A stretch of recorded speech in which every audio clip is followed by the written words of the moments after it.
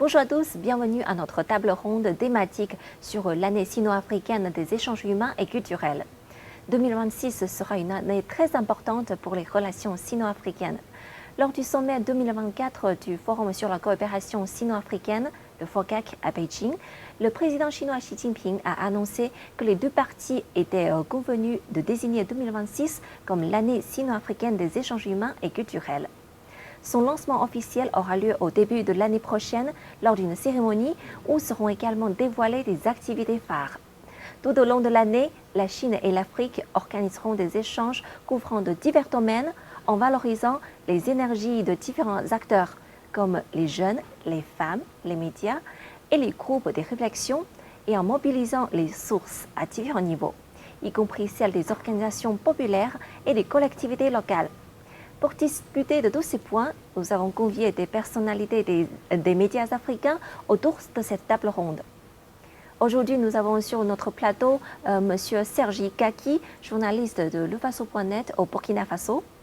Merci, madame. C'est un plaisir pour moi de partager cette table ronde aux côtés de mes confrères. Et ensuite, nous avons M. Abdallah Omar, rédacteur en chef de l'Office de radio et télévision des Comores. Bonjour. Bonjour, madame. Et notre troisième invité est M. Satien Barat, c'est bien ça? Exactement. Producteur et réalisateur de la télévision de l'île Maurice. De l'île Maurice, exact. Bienvenue. Merci. Nous avons aussi M. Christian Timothée Mampouya, journaliste de Forum des As en République démocratique du Congo. Bonjour monsieur. Bonjour madame et merci pour l'invitation. Et à la fin, nous avons aussi M. Blondel Apia, reporter de Cameroun Radio et Télévision. Bienvenue. Merci madame, bonjour. Merci à vous tous d'être avec nous aujourd'hui. Merci à vous. C'est un plaisir partagé. Donc, tout au long de l'année 2026, la Chine et l'Afrique organiseront des échanges et coopérations dans de divers domaines tels que l'éducation, la culture, la science et technologie, le tourisme, le bien-être et le développement vert. Et du coup, selon vous, Monsieur Ki, quels sont les secteurs dans lesquels votre pays et la Chine mènent des coopérations? Et si vous avez des exemples à nous donner. Cela dit, je dis que la Chine et le Burkina Faso sont en relation. La relation Chine-Burkina a débuté en 2018.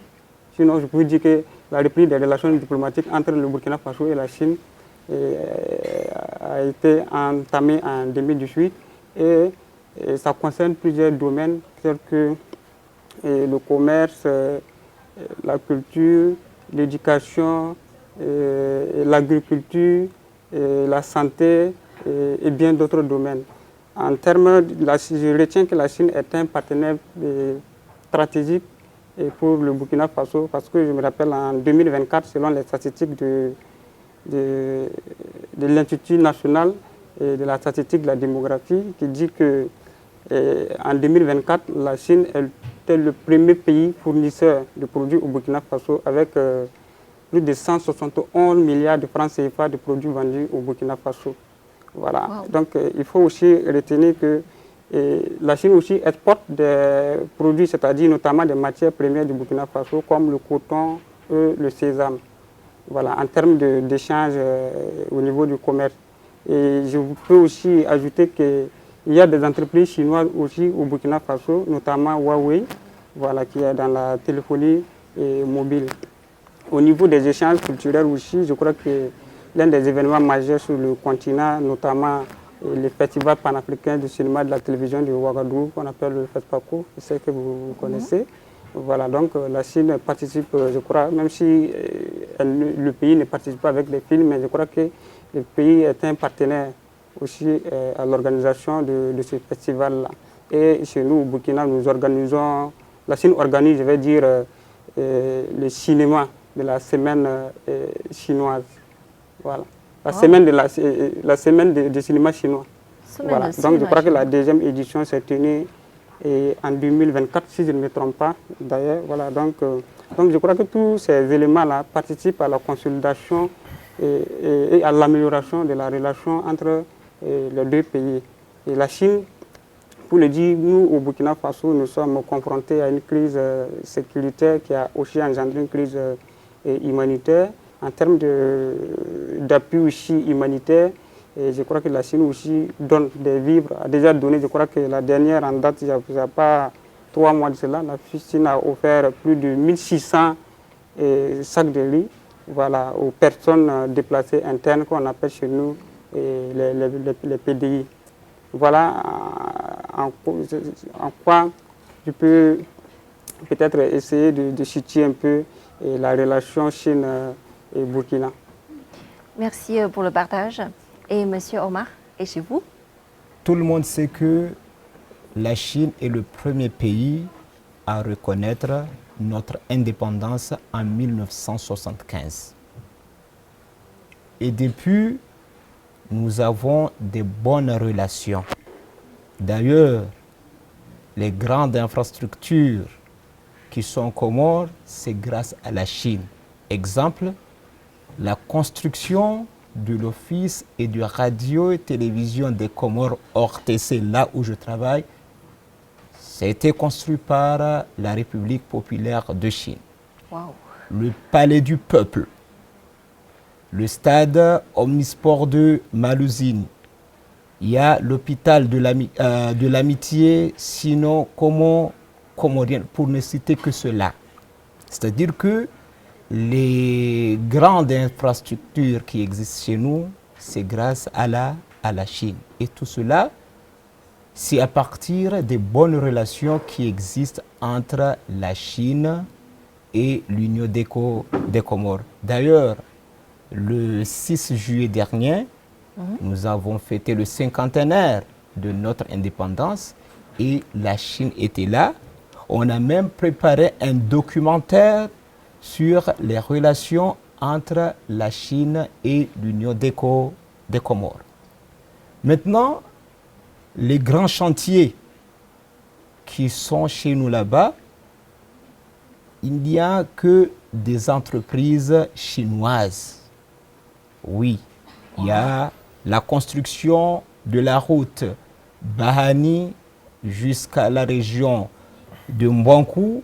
Il y a une société chinoise et d'autres routes que les chantiers plutôt sont confiés à des entreprises chinoises. Ce sont surtout l'infrastructure Oui, dans oui, ce domaine-là. oui, surtout au niveau de l'infrastructure. En 2027, il va y avoir les Jeux olympiques aux Comores.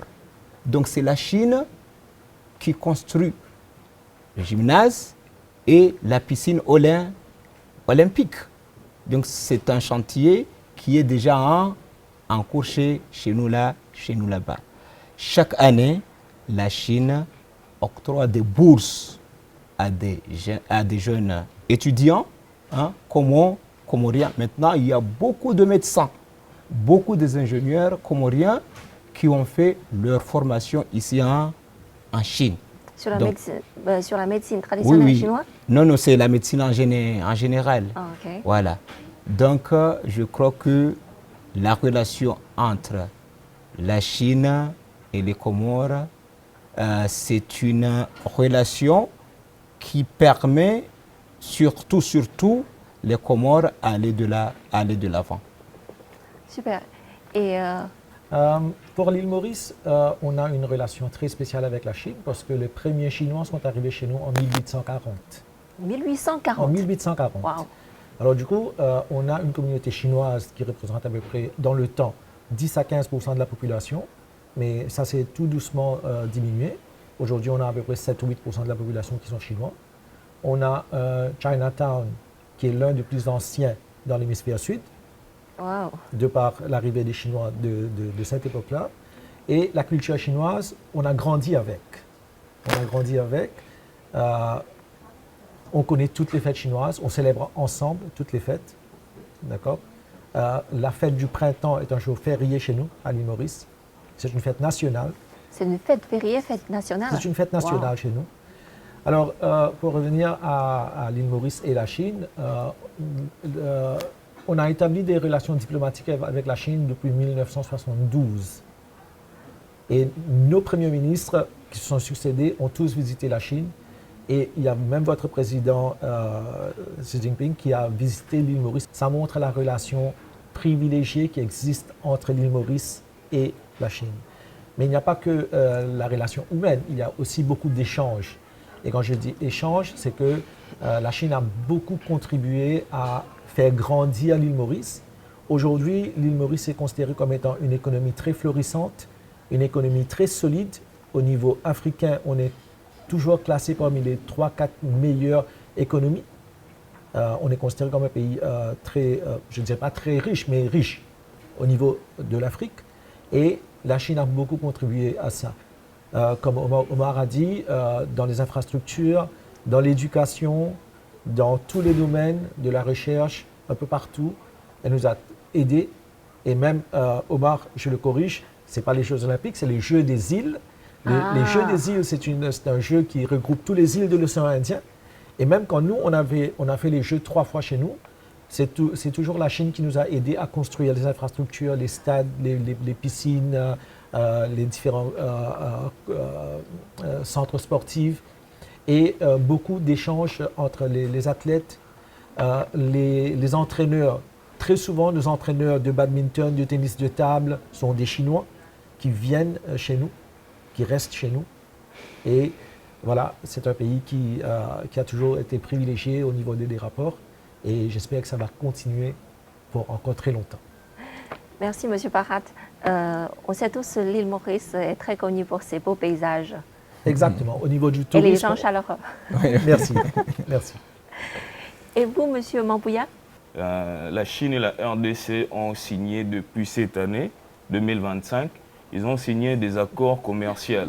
C'est-à-dire la province de Hunan et la RDC, ils se sont convenus à ce que la RDC puisse ramener des produits agricoles congolais. Il y a le café, le cacao, les sésames intéressent bien cette province et ils ont ratifié des accords. Mais bien avant cela, cet accord a abouti.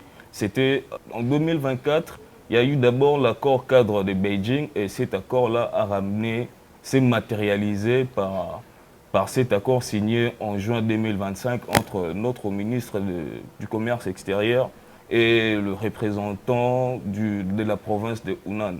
Et cet accord est bénéfique pour les deux peuples et ça entre directement dans la vision que prône le président Xi Jinping, la coopération gagnant-gagnant entre les deux peuples. Super. Et chez vous, M. Abia? Je dirais effectivement que les liens entre la Chine et le Cameroun sont des liens multiples parce qu'il y a plusieurs paradigmes qu'on pourrait définir pour y arriver. Moi, je prendrais peut-être 2-3 exemples qui sont très visibles sur le plan de l'infrastructure. Infrastructure, peut-être des travaux publics, infrastructure sanitaire par exemple. Lorsque je suis venu ici, il fallait faire des examens et tout, c'est à l'hôpital gynéco-obstétrique et pédiatrique de Yaoundé, en Grosso, que je me suis rendu pour tout le suivi médical, c'était impeccable. Et puis la Chine a investi beaucoup au Cameroun dans le cadre de la coopération sanitaire.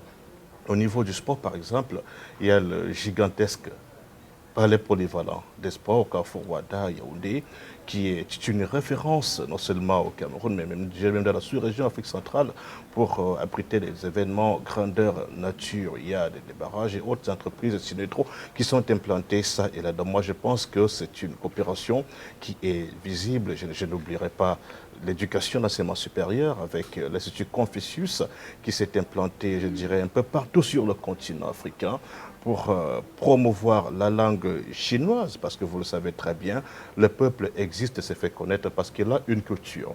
Et la culture, le décodage des signes d'une nation, d'un pays, c'est à travers la langue, c'est à travers la culture. Et je pense que le premier défi que la Chine a gagné, c'est de faire connaître sa culture à travers la langue qui s'apprend un peu partout, où nous aussi, on est en train de s'initier en disant Ni Hao.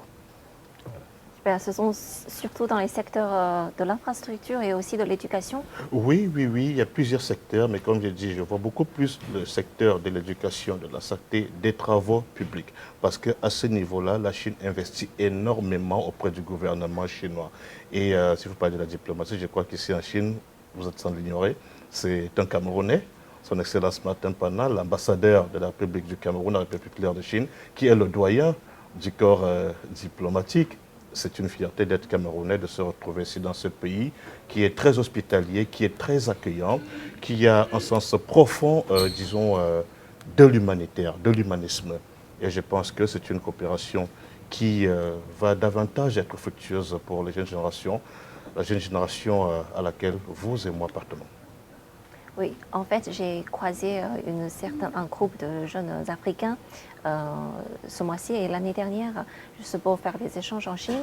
Et on avait discuté, ils ont beaucoup plus de l'opportunité de visiter le continent africain que la Chine. Mais durant leur séjour ici, surtout à Beijing et à Shanghai, ils ont bien profité de cette culture pour visiter non seulement les paysages, mais aussi apprendre un peu l'histoire des relations entre nos deux continents et nos deux pays.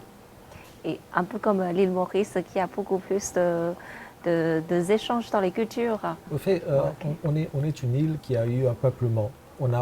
Du coup, je n'ai pas un costume national parce que le mélange comme avec les Amériques, c'est oui. un mélange de gens Oui. qui sont venus de tous les coins du monde. Oui. La fête du printemps est célébrée d'une façon nationale, c'est férié.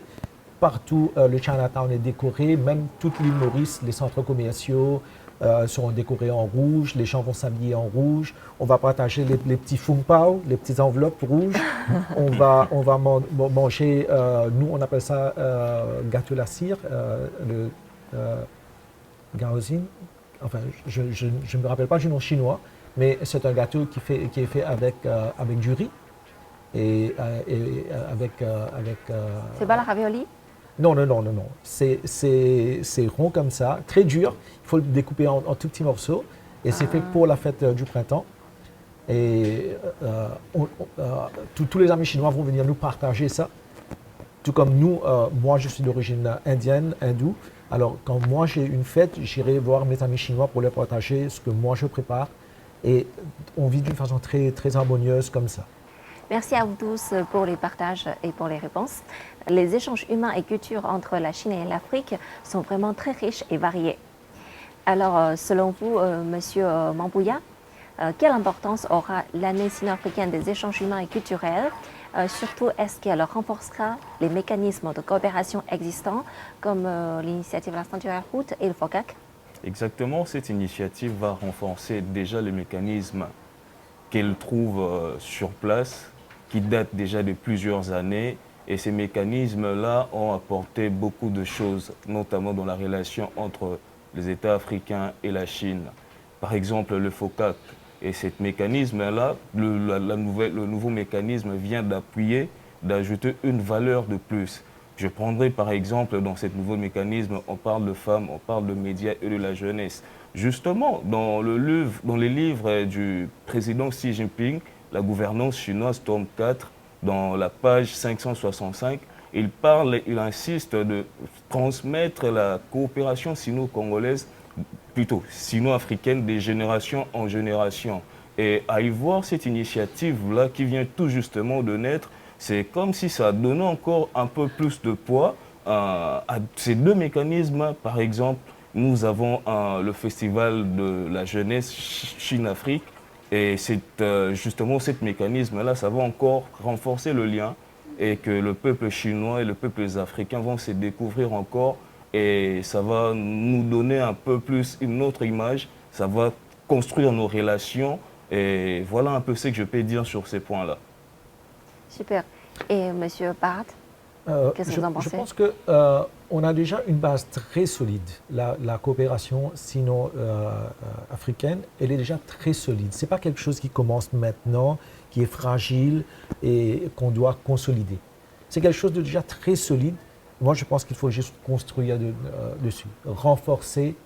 La Chine a beaucoup à offrir à l'Afrique, mais l'Afrique aussi a beaucoup à offrir à la Chine. Exactement. C'est donnant-donnant. Comme Omar a dit, on a beaucoup de médecins qui sont spécialisés en Chine, dans différentes unités, la cardiologie, la pédiatrie et tout. Et moi, ce que j'aimerais aussi, c'est de voir, dans cette année 2026, l'inverse. C'est de voir les Chinois venir s'installer en Afrique, venir découvrir la culture africaine, venir découvrir le pays.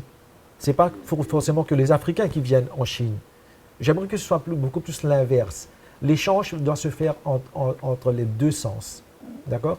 Et nous, on a déjà beaucoup d'amis chinois, mais je pense que les autres pays africains gagneraient à avoir beaucoup plus d'échanges, de faire les Chinois venir découvrir leur pays, de le vivre à leur façon, à leur rythme. En fait, je suis tout à fait d'accord avec vous. C'est toujours dans les deux sens, les échanges, et aussi c'est tonnant ou bien gagnant-gagnant. Exactement. J'ai beaucoup d'amis qui sont déjà installés en Afrique, dans différents pays. Des gens qui sont dans les Congo-Kinshasa, déjà. Ouais, je suis là. Il y a aussi des gens qui travaillent en Algérie, au Maroc. Ils m'ont partagé beaucoup leur expérience là-bas. Ils m'ont dit que c'est vraiment une vie assez agréable et aussi une belle expérience. Exactement. Pour rester un an, 2 ans de travail. Mais pour longtemps, s'ils veulent continuer de rester là-bas, il faut faire installer toute la famille.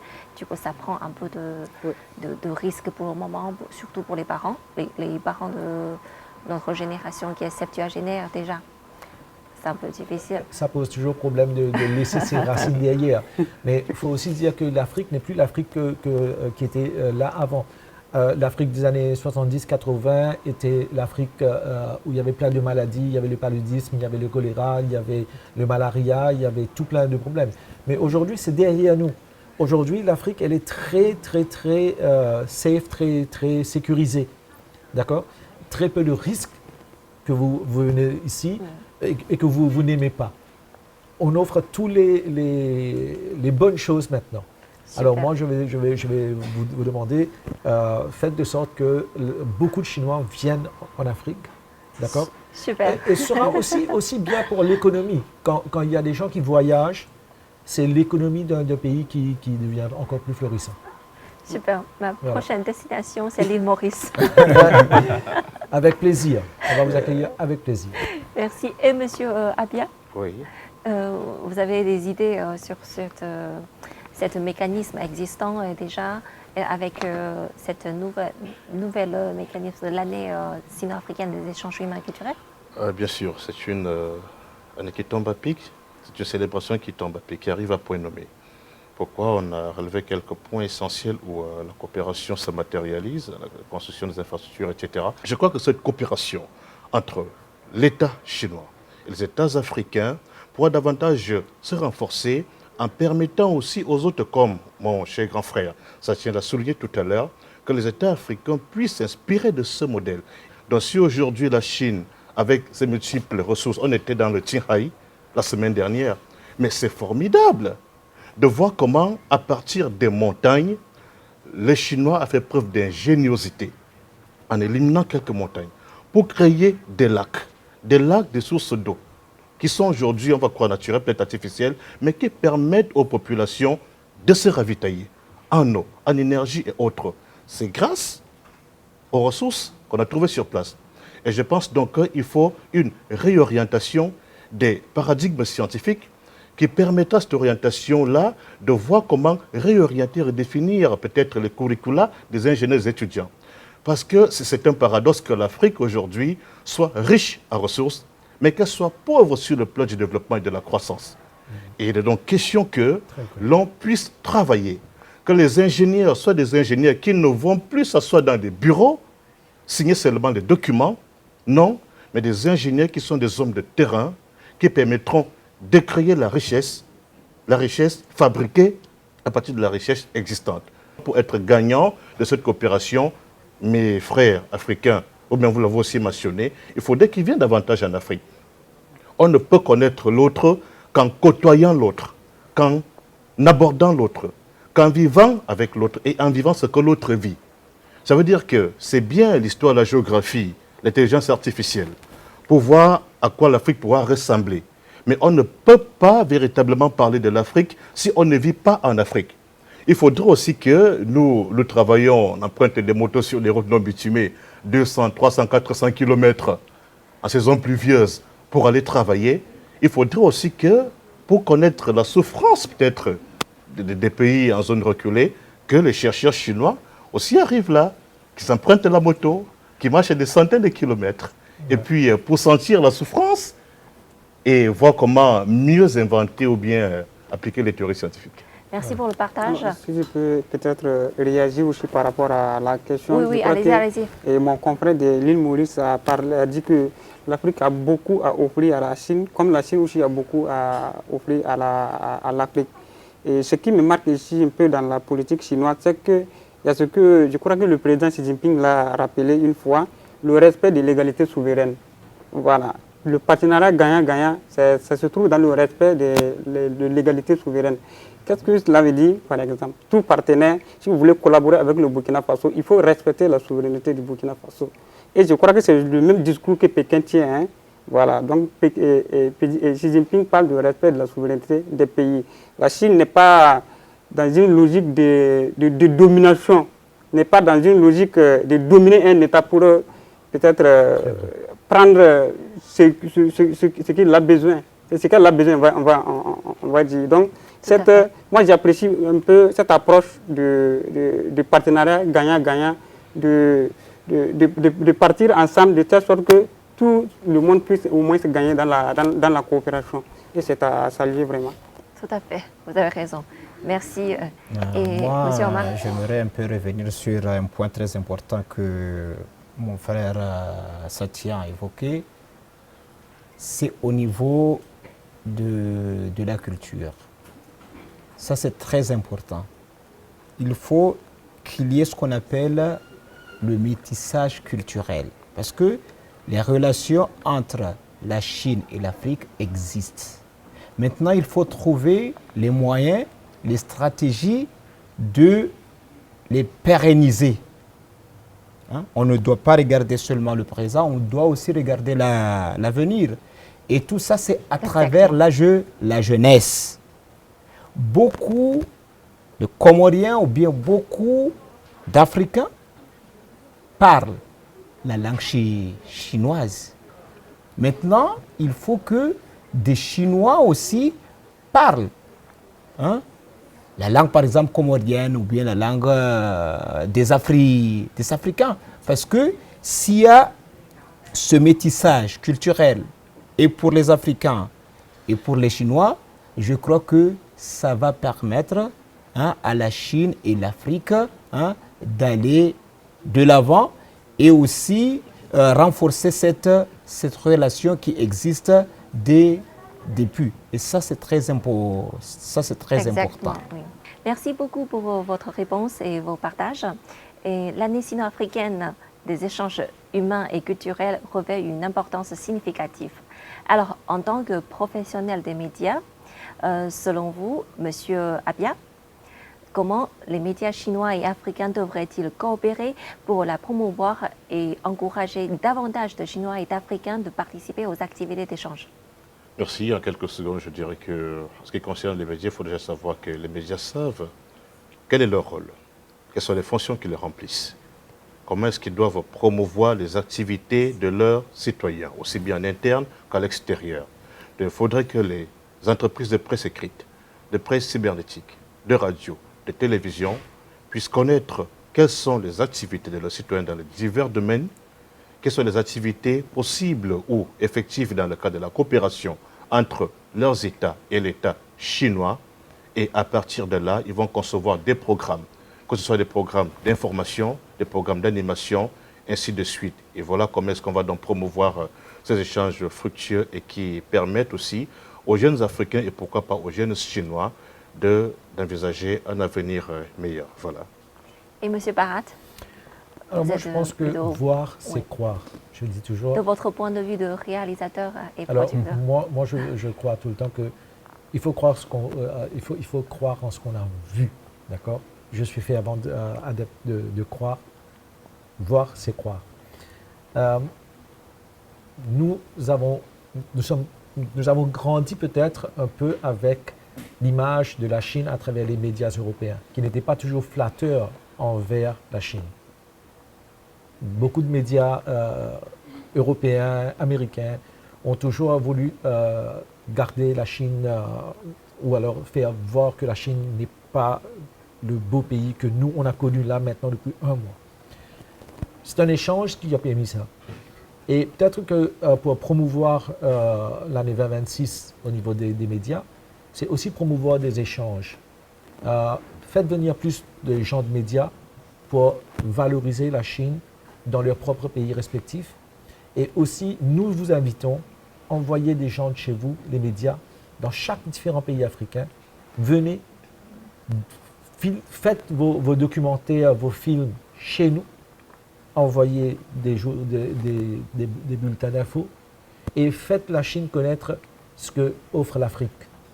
Parce que sans ce retour, ce va-et-vient, ça ne va pas marcher. Voilà. Et vous, monsieur Guy? Moi, je pense qu'il faut que les deux pays, les médias de ces deux pays pensent à une sorte de partenariat. Par exemple, pour que les différents médias puissent publier des contenus ensemble. Il faut aussi penser peut-être à un sommet ou bien un forum des médias, par exemple, en Chine, pour que les professionnels des médias puissent discuter des enjeux et de la communication des médias dans le cadre de cette relation entre la Chine et l'Afrique. Parce que c'est vraiment important. Les médias jouent un grand rôle dans la sensibilisation, l'information et l'éducation des populations. Donc, dans ce sens, il faudrait vraiment mettre l'accent sur le partenariat. La Chine, c'est ma première fois de venir en Chine, mais j'ai entendu beaucoup de choses sur la Chine dans des médias étrangers, mais je suis venu, bon, je me rends compte que c'est peut-être autre chose. Hein, et j'ai poussé un peu ma curiosité à jeter un coup d'œil dans le contenu des médias étrangers sur le 80e anniversaire de la guerre, comment on appelle, l'agression, de la victoire de la Chine sur le Japon. Voilà, on va dire comme contre ça. le Japon. Ouais, ouais. Voilà, on va dire un peu comme ça. 60 ans de la guerre antifasciste. Voilà, antifasciste. Voilà, donc quand vous voyez, vous lisez les contenus, bon, ça, ce n'est pas du tout caressant envers la Chine. C'est une autre image de la Chine qui est un peu vendue. Donc, je pense que dans le cadre de cette coopération, il faudrait penser vraiment à établir, même si ce sont des forums, des partenariats, surtout, j'insiste sur ça, parce que ça va permettre. Aujourd'hui, nous sommes à l'ère du numérique. Voilà, ça va beaucoup plus loin. Donc, il faut peut-être penser à démocratiser un peu cet aspect-là. Merci. Et monsieur, oui, allez-y. Okay. Donc, justement, moi, je pense que je rejoins mon confrère du Burkina Faso, Serge, qui insiste sur le contenu. Et moi, je pense que ces contenus-là doivent plutôt porter sur notre histoire. Vous savez, la Chine, la coopération, l'histoire de la coopération sino-africaine. Et cette coopération n'a pas commencé aujourd'hui. Si on essaie un peu de revisiter l'histoire, vous entendrez parler de l'amiral Zhang Jie, ou en français Zhang He. Et cet amiral, c'est aussi un explorateur qui a visité l'Afrique de l'Est. Et il a fait 7 voyages. Et il y a une histoire qui n'a pas vraiment été trop mise en lumière. Mais il faudra aussi rappeler que dans la coopération, l'histoire de notre coopération sino-africaine, il y a eu la conférence de Bandung. On a vu la Chine participer et accompagner plusieurs États dans leur premier pas vers l'indépendance. La Chine était là. Et sans oublier que les États africains ont plaidé pour que la Chine retrouve son siège à l'ONU. Donc ce sont des histoires que nous devons raconter.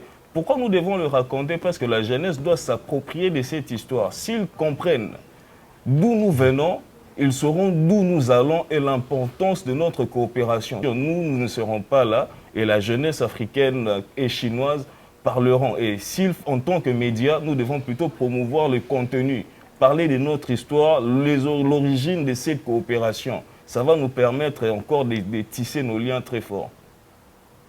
Merci pour le partage. Et le nom de la personne en chinois qui prononce Zheng He. C'est une personne qui voyage il y a 600 ans. Exactement. Cette histoire-là, moi, je ne l'ai pas appris en classe. Je l'ai appris parce que j'ai fait des recherches. Waouh, quelle connaissance. Et vous, monsieur Omar? Moi, je pense qu'il est temps de mettre en place une commission mixte composée des journalistes chinois et africains. Parce que tous les Comoriens ou bien tous les Africains ne peuvent pas venir en Chine ou bien tous les Chinois ne peuvent pas aller en Afrique. Hein? Donc si nous avons une commission qui aura comme mission sensibiliser les gens sur les relations, sur les valeurs des deux régions. Ça sera vraiment idéal. Hein? Donc, parce qu'à travers la commission, on peut organiser des réunions, même en ligne. Il y a la technologie qui est là. Hein? Donc, à partir de là, on peut échanger des émissions ou bien, comme on vient de le dire, des films, tout ça. Et ça va permettre à tout le monde de connaître. Les Africains vont connaître davantage la Chine et les Chinois aussi vont comprendre davantage l'Afrique. Merci. Merci à vous tous. Nous arrivons à la fin de notre émission aujourd'hui. Merci à vous tous pour votre partage et votre participation. Merci, Merci à à vous. vous. Merci à vous. L'invitation. L'amitié entre la Chine et l'Afrique plonge ses racines dans une longue histoire et ne fait que se consolider avec le temps. L'amitié entre les peuples est la pierre angulaire du développement des relations sino-africaines et les échanges humains en sont la source motrice pour les générations à venir. Souhaitons ensemble le succès de l'année sino-africaine des échanges humains et culturels.